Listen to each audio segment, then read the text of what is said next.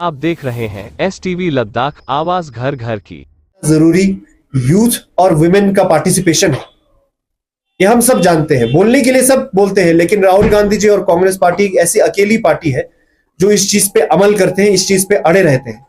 तो कांग्रेस पार्टी का ये वादा है कि अगर सरकार में आती है तो 50% सेंट्रल गवर्नमेंट जॉब्स है, 100 में से 50 औरतों के लिए रिजर्व रखा जाएगा।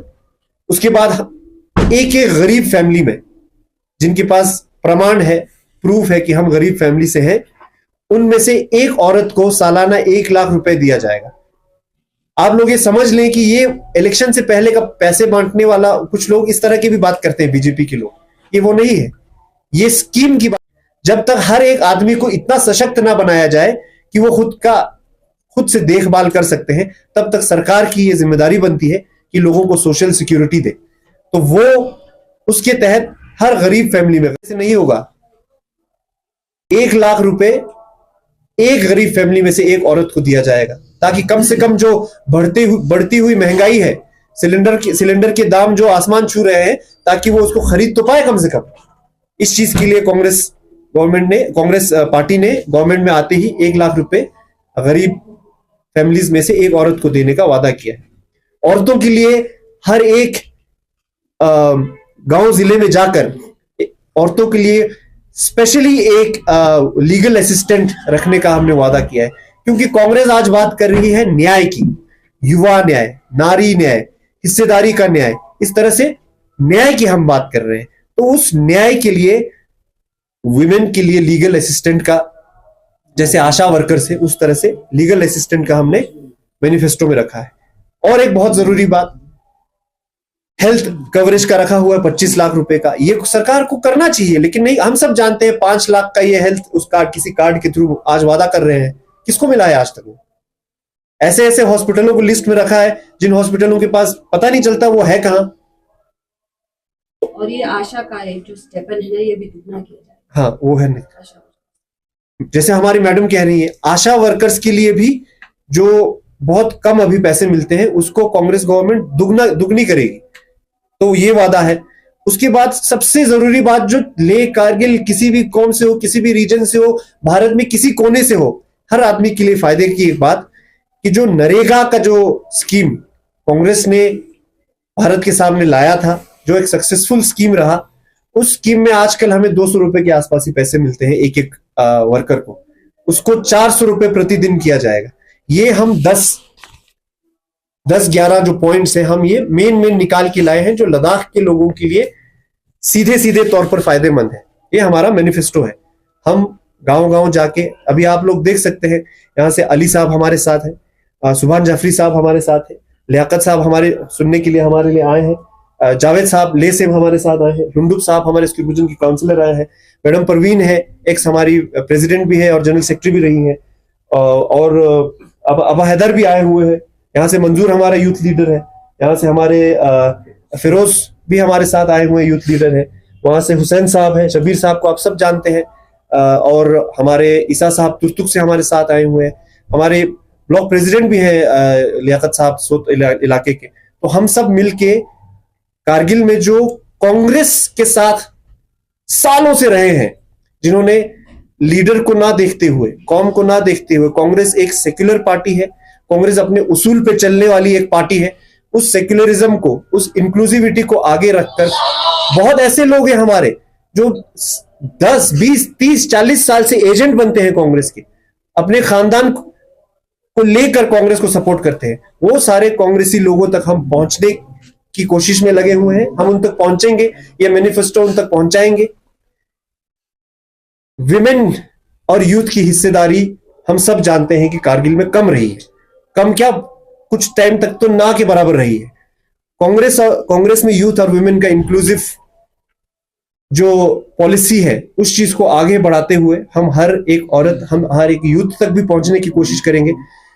हम लोगों तक पहुंचने के बाद हमारे कैंडिडेट साहब भी यहां आएंगे, लोगों से बात करेंगे, क्योंकि लद्दाख इंडिया का सबसे बड़ा पार्लियामेंट्री कॉन्स्टिट्यूंसी है।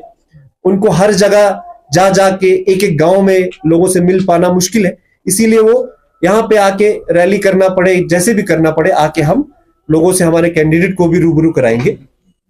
तो ये हमारा आज आप लोगों के माध्यम से कारगिल के लोगों को, जो हमारे कांग्रेस के लिए जो सालों से सपोर्ट में रहे हैं, उन सबको हम मीडिया के माध्यम से बोलना चाहते हैं कि आप लोग साथ बने रहिए। आप लोग हमारे मैनिफेस्टो को, हमारे जो वादे हमारे हैं उनको, जो एक अकेला ऐसा मैनिफेस्टो है जो नेशनल लेवल पे लद्दाख के मुद्दों को उठा रही है, तो उस चीज को हमारे लोगों तक पहुंचाएं, समझाएं।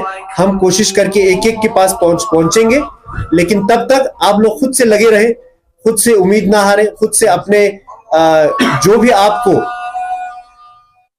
भी आपको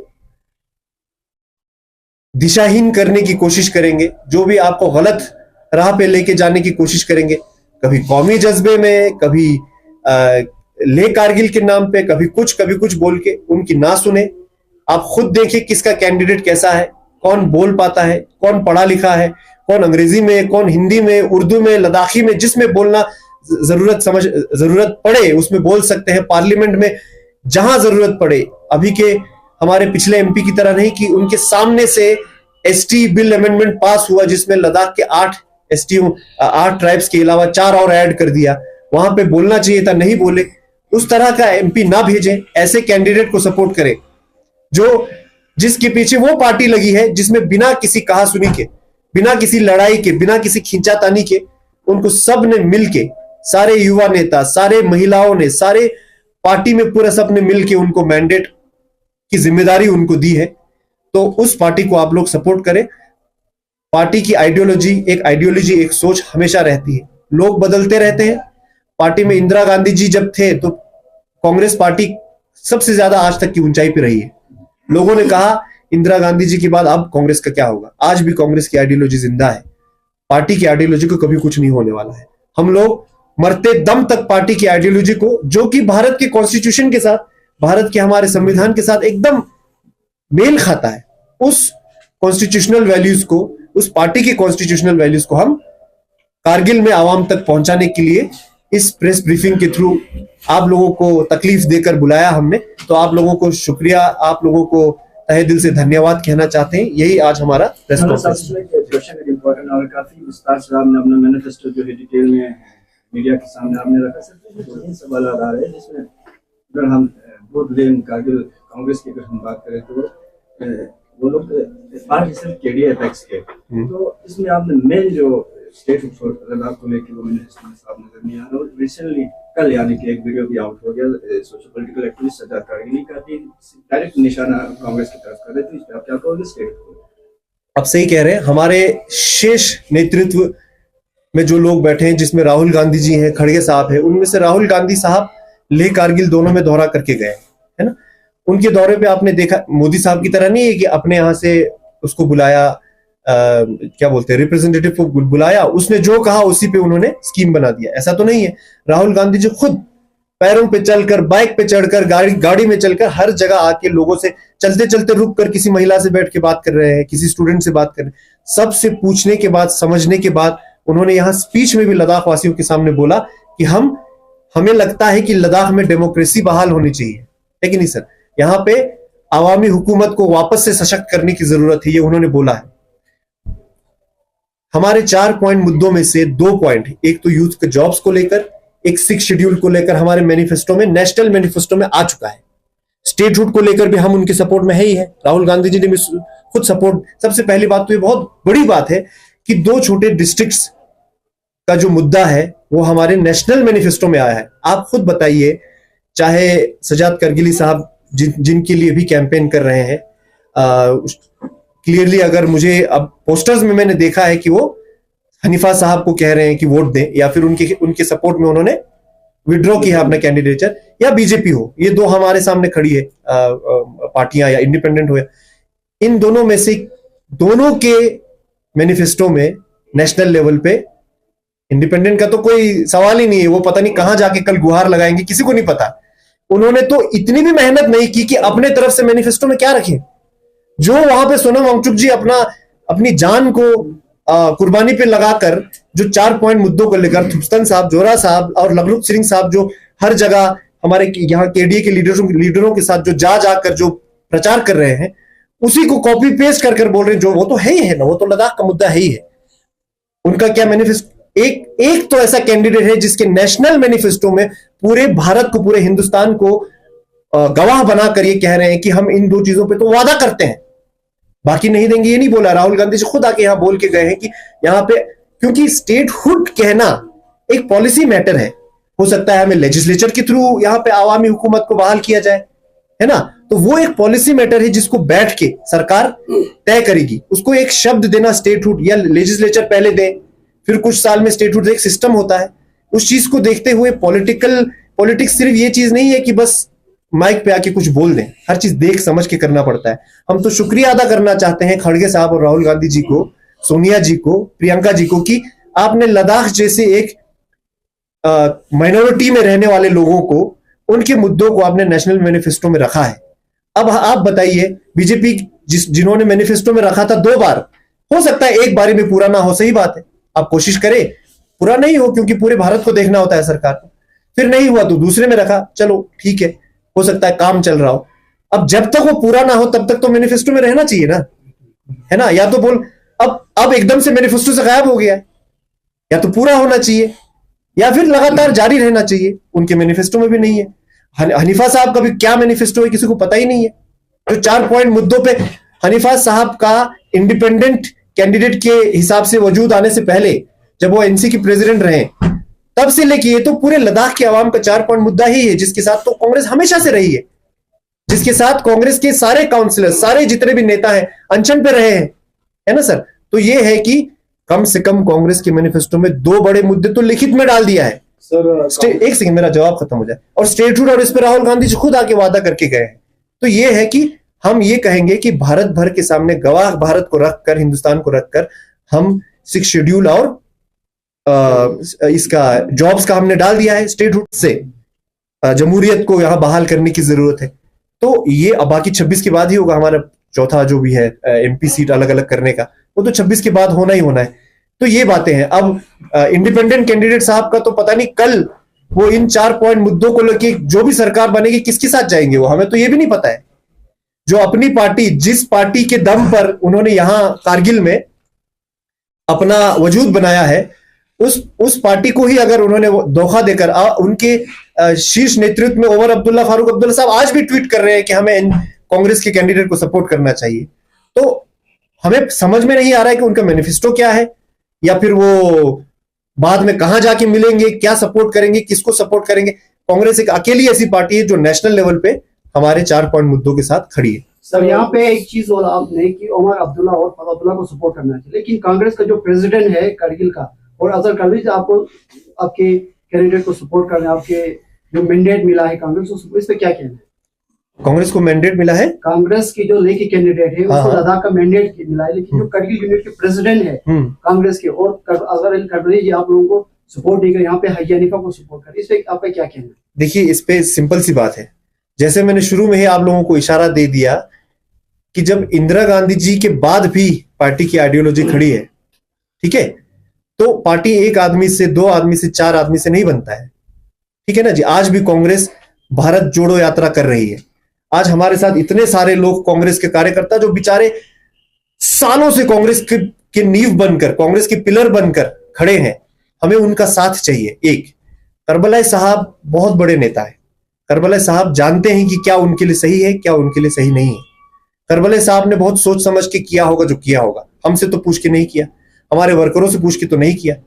हम उनके साथ हैं जो लोग कांग्रेस के लिए जब जरूरत पड़े एक एजेंट बनने से लेकर कांग्रेस की आइडियोलॉजी को हर घर घर तक पहुंचाने के लिए जो हमेशा तैयार रहते हैं, उन लोगों पार्टी उनसे बनती है सर, पार्टी उनसे बनती है। अगर कोई पार्टी के खिलाफ जाकर, हर किसी को हक है, वो अपना कर रहे हैं जो कर रहे हैं, उनके वो अपना सपोर्ट करे, वो किनको सपोर्ट करे वो उनका हक है, वो किनको वोट देंगे वो खुद जानते हैं, वो तो जब बटन दबेगा तभी पता चलेगा वो किनको वोट दे रहे हैं, है ना सर। तो ये है सर, मैनिफेस्टो की बात हो रही है, कांग्रेस पार्टी ने इस बार के जो मैनिफेस्टो में बोटी लैंग्वेज को ऐसे रीजनल लैंग्वेज इंप्लीमेंट करने की बात हो रही है।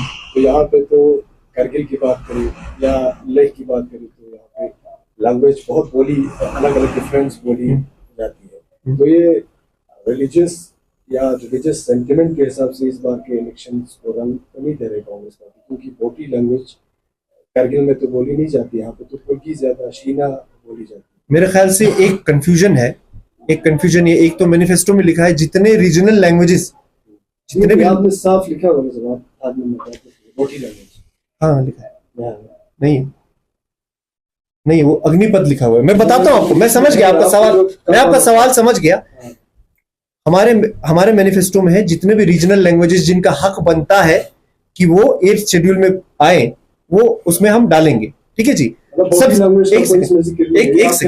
सेकंड सुनो ना।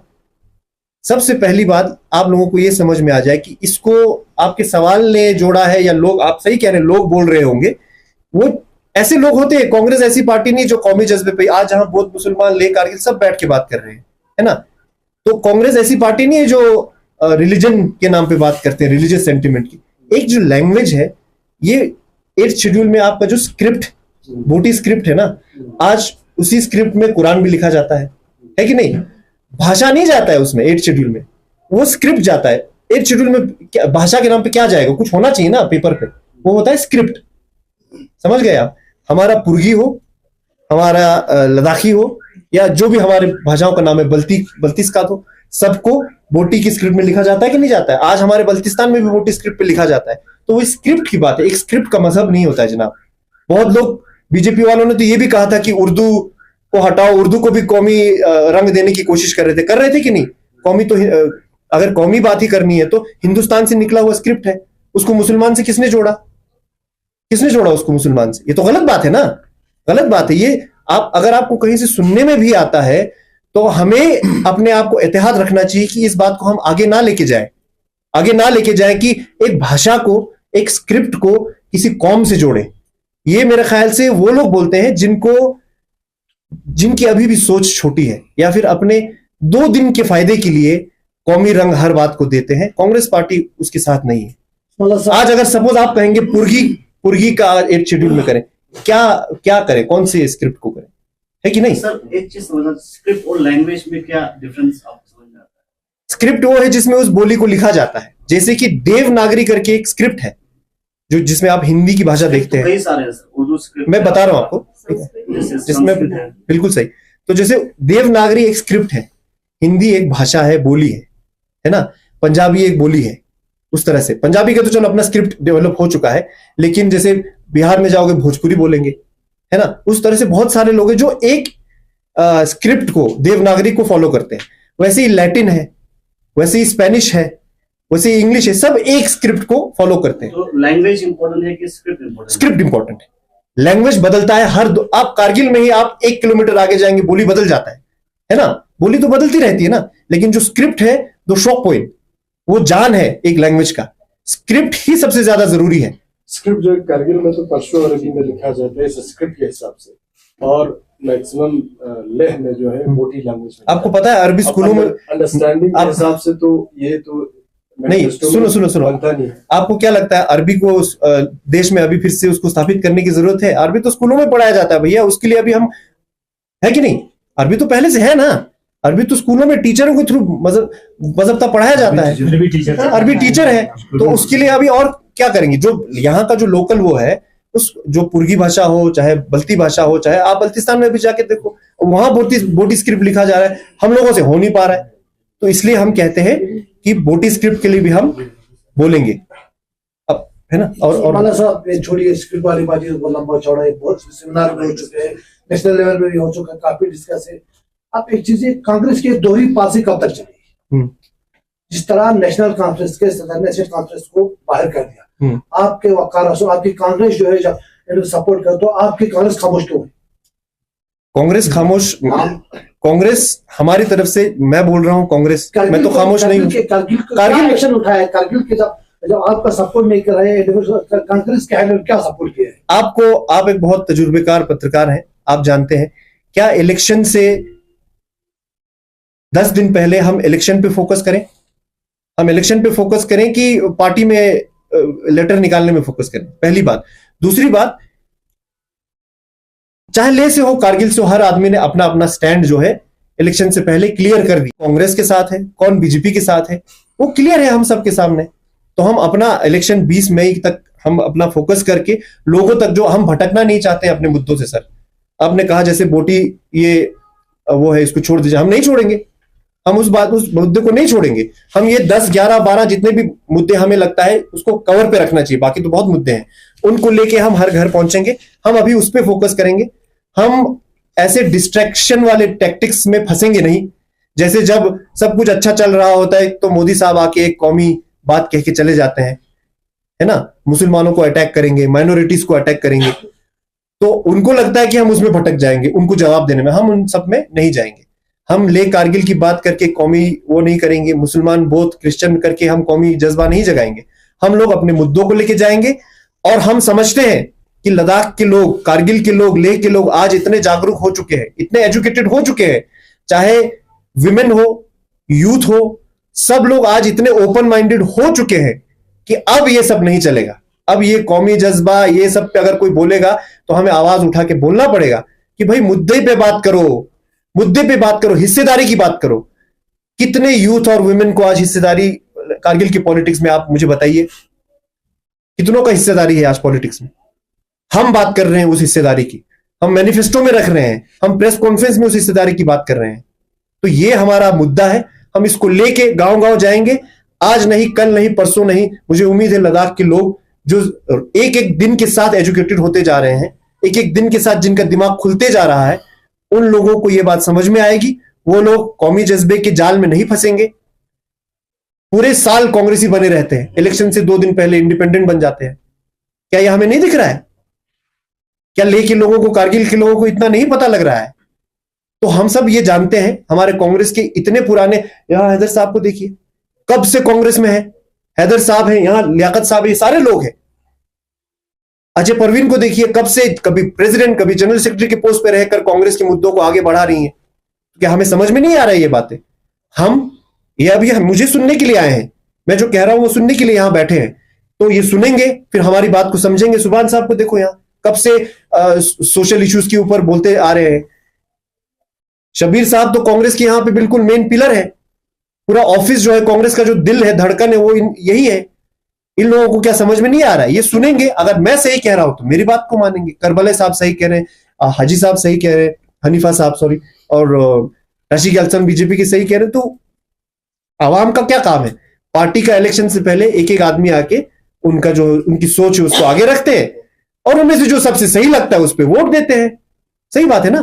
तो ये सारे लोग हमारे यहां सुनने के लिए आए हैं। हम बोल रहे हैं, आप लोग खुद अपना दिमाग लगाइए, आप लोग खुद अपना सोचिए, कौन इंसान, कौन आदमी, कौन लीडर अपने उसूलों पे चल रहा है, कौन एक बात बोलता है और उस पर टिका रहता है, वो आप लोगों के सामने है। कौन हर इलेक्शन में रंग बदलता है, वो आप लोगों के सामने है। तो आप लोग देखिए, कौन अपने पार्टी को जो अपने पार्टी का सगा नहीं है। मैं ये एनसी के लोगों के लिए कह रहा हूं। एनसी के लोगों ने कल तक ये कहा था कि सपोर्ट करेंगे, ये करेंगे, वो आज उसी पार्टी के अपने हाईकमांड की बात नहीं सुन रहे। हक है, हर किसी को हक है, पर पब्लिक का ये हक है कि वो देखे, वो मेजरमेंट करे कौन कहां है, वो सोचे और देखे कि कौन उसूलों पे चलता है, कौन नहीं चलता है। उस हिसाब से उस पे आप अपना भरोसा और अपना वफा जताएं। तो आने वाले दिनों में कांग्रेस कमेटी चाहे ले हो या कारगिल हो, आने वाले दिनों में साथ ही साथ मेन कैंडिडेट जो है सर नमग्याल साहब का विजिट कर सकता है। नमग्याल साहब, अभी हम लोग आए हैं, हम जो शागिर्द हैं, शागिर्द लोग पहले फील्ड में जाएंगे, आप लोगों से मिलेंगे, बात करेंगे, कहाँ क्या है देखेंगे, और उसके बाद इन्हीं दिनों हमारे नमग्याल साहब भी यहाँ, जैसे मैंने कहा, रूबरू करेंगे। एक बात। दूसरी बात, लेह में अभी आप लोग खुद देख रहे हैं सोशल मीडिया में कि कहा बीजेपी की क्या हालत है, ठीक है जी। और कारगिल में अभी हमारे हनीफा साहब, उनका नाम भूल जाता हूं, सॉरी, हनीफा साहब इंडिपेंडेंट खड़े हैं, वो भी अपने हिसाब से हर जगह पहुंचने की कोशिश कर रहे हैं, हम भी कोशिश कर रहे हैं। लेह में तो लगभग अभी 80% से ऊपर कांग्रेस के साथ जुड़ चुका, और अभी भी दिन बचे हैं जो हमें दिख रहा है। बाकी अंदरूनी क्या है वो तो और ज्यादा हमें वोटिंग के बाद पता चलेगा। कारगिल में भी हमारे सारे कांग्रेस के कार्यकर्ता से लेकर नेता आज भी सक्रिय हैं। जिनको हिस्सेदारी का मौका नहीं मिला वो आज भी टिके हुए, नहीं तो कब का छोड़ के जा सकते थे पार्टी, क्यों नहीं जा सकते थे? वो आज भी सक्रिय है, क्योंकि कांग्रेस की आइडियोलॉजी धर्म के नाम पे, रीजन के नाम पे, कास्ट के नाम पे पॉलिटिक्स नहीं करती है। ये सब समझते हैं, इसीलिए कांग्रेस पार्टी 100 साल से ज्यादा भी लद्दाख जैसे दूर क्षेत्र में भी कांग्रेस पार्टी सक्रिय है।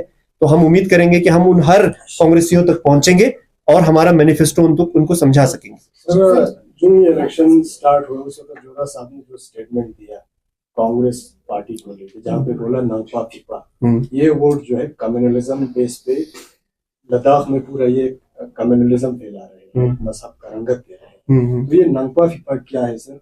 कांग्रेस पार्टी का जो आइडियोलॉजी है वो तो सेक्युलरिज्म है। क्या आप इस पे कुछ ब्रीफ करना चाहेंगे? मैं इस पे ये ब्रीफ, हाँ, मैं इस पे ये ब्रीफ करना चाहता हूं कि अगर आप लोग एक कहानी का शुरुआत सुनेंगे और एंड नहीं सुनेंगे, या अगर आप लोग किताब का कवर देख के जज करेंगे कि क्या बात हुई, तो मुझे लगता है वो हमारी कमी है। उसी स्टेटमेंट ने अगला सेंटेंस, एक सेकेंड भी नहीं हुआ, अगला सेंटेंस जो बोला वो आप लोगों ने नहीं सुना, वो आप लोगों ने नहीं सुना है, लेकिन कुछ लोग उसको कौमी रंग दे रहे हैं। एक हमारा दस्तूर चले आ रहा था जब हम जम्मू कश्मीर के हिस्सा थे कि उसमें, क्योंकि कांग्रेस पार्टी, जैसे आपने कहा, क्योंकि कांग्रेस पार्टी एक सेक्युलर पार्टी है, क्योंकि कांग्रेस पार्टी एक इंक्लूसिव पार्टी है, हम हर कौम के लोगों को रिप्रेजेंटेशन देना चाहते हैं। इसलिए जम्मू कश्मीर का जब तक हिस्सा थे, जम्मू की 2 सीटों को हिंदुओं का रिप्रेजेंटेशन देते थे, कश्मीर की 3 को मुसलमानों का रिप्रेजेंटेशन देते थे, और लद्दाख की 1 को बुद्धिस्ट है ना, बाकी दोनों जगह से तो बुद्धिस्ट आ नहीं सकते, ये देते थे, ये जोरा साहब ने कहा। उसके बाद उन्होंने विद इन आधे सेकंड उन्होंने ये कहा, उस दस्तूर को तोड़कर इस बार हम मैंडेट कारगिल में दे रहे थे। बोला कि नहीं बोला? आप लोगों ने देखा है ना, उस बात को नहीं बता रहे हैं आगे। कारगिल में मैंडेट जा रहा था, हम लोग तो तैयारी के साथ बैठे थे कि अब हम कांग्रेस के लिए प्रचार के लिए कारगिल निकलने वाले हैं। उसके बाद क्या हुआ आप लोग बखूबी जानते हैं, हमसे ज्यादा आप जानते हैं, आप यही हैं, आप लोग हर बात को कवर कर रहे हैं। जोरा साहब की ये इतना बड़ा उनका स्टेटमेंट, इतना बड़ा स्टेटमेंट, जाहिर सी बात है अपने पसंदीदा कैंडिडेट के साथ कोई भी वोट कर सकता है, कोई भी खड़ा हो सकता है, वो अपना मसला हुआ। पार्टी के प्रेसिडेंट होने के नाते उन्होंने बोला कि हक बनता है, पिछले 3 बार से यहां से इंडिपेंडेंट खड़े हो रहे थे, ले से एक और कैंडिडेट ले से खड़ा हो रहा था, तो पिछले 3 बार से हमारे ऑपोजिशन को फायदा मिल रहा था, है ना। तो इस बार, और वोट पूरा शेयर देखे तो कारगिल में ज्यादा आ रहा है, तो हक बनता है। डेटा भी यही कहता है कि भाई कारगिल में मैंडेट जाना चाहिए। बोला कि नहीं उन्होंने उसी प्रेस कॉन्फ्रेंस में? आप जानते हैं उस बात को, आप जो कौमी रंग दे के अगर आपको पिलाएंगे और आप आंख बंद करके पी लेंगे, तो फिर वो हमारी गलती है, मुझे लगता है।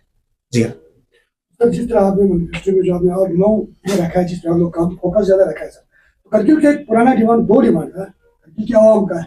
एक तो पूरा होते हुए हमें नजर आ रहा है जोजिला टनल हमारा, दूसरा हमारा एयरपोर्ट का एक्सटेंशन और सिविल जहाज का। क्या आप लोगों को नजर दिया कि इस मैनिफेस्टो में उसको भी ऐड किया जाए? करगिल वाले लोग सर्दियों में क्या मुश्किल का सामना करना पड़ता है, वो आप हमें सही बात देखने को मिलता है। आप लोगों को भी इतना वो महसूस, तो सही बात है, उसको लेकर आप लोगों ने नहीं सोचा कि उसके ऊपर फोकस किया जाए? सर, जैसे कि हमारे लेह में भी इस तरह के मुद्दे हैं, स्थानीय मुद्दे, जैसे खरदुंगला में टनल की जरूरत है, नुब्रा को डिस्ट्रिक्ट की जरूरत है, जैसे जांस्कर को डिस्ट्रिक्ट की जरूरत यहाँ कारगिल में है। जुजिला, आप जैसे जानते हैं, जुजिला टनल किस सरकार ने प्रोजेक्ट सैंक्शन किया था, वो आप जानते हैं, ठीक है, वो पूरा होगा, आज नहीं तो कल पूरा हो जाएगा। ये है हमारा नेशनल मैनिफेस्टो, आप समझ रहे हैं। अगर कांग्रेस पार्टी के नेशनल मैनिफेस्टो में एक जिले और एक क्षेत्र का एक ये डालेंगे तो 10,000 पेज का मैनिफेस्टो बनेगा सर। ये नेशनल मैनिफेस्टो की हम बात कर रहे हैं, आप एक मिनट, ये हम नेशनल मैनिफेस्टो की बात कर रहे हैं। जो स्थानीय मुद्दे हैं वो तो हमारा कैंडिडेट जाके बोलेगा। एक बात। दूसरी बात, क्या ये सारे मुद्दे हनीफा साहब के मैनिफेस्टो में है? उनका तो मैनिफेस्टो ही नहीं है। क्या ये सारे मुद्दे बीजेपी का मैनिफेस्टो? देखो, आप लोगों को अगर तसल्ली होगी तो हम भी यहां एक प्रिंटर पे लेके 6 शेड्यूल 10 साल के लिए दिखाते रहेंगे। वैसे नहीं होता है। हम वो बात करते हैं जो नेशनल, अभी एमपी इलेक्शन है सर, जब काउंसिल इलेक्शन होगा, किसी दिन हमें स्टेट असेंबली मिला, लेजिस्लेशन मिला, कांग्रेस सरकार आई और स्टेटूट मिला, तो हम तब ये सब मुद्दे, उसी मुद्दे को छापेंगे। ये तो नेशनल मैनिफेस्टो है, एमपी जो कैंडिडेट है वो नेशनल लेवल की बात करेंगे। बाकी ये कहीं नहीं कहा गया है कि हम लोग लोकल मुद्दों को नहीं उठाएंगे।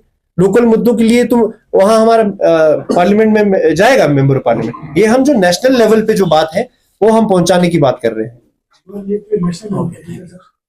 तो हमारा एयरपोर्ट का जो सिविल जहाज के नेशनल लेवल के, हाँ, तो उसको करेंगे ना सर, डिस्ट्रिक्ट से ज्यादा हमें उसको तो हम टनल की बिना भी मतलब रोक पार कर सकते हैं सर्दियों में आने जाना। हाँ, हमने सोचा एक बार बंद हो गया तो सही बोल रहे हैं आप, बिल्कुल सही, मतलब मरने के लिए बिल्कुल सही बोल रहे हैं। सामान वो तो हमारा लोकल मुद्दा है ही ना, उसको कौन मना कर रहा है सर?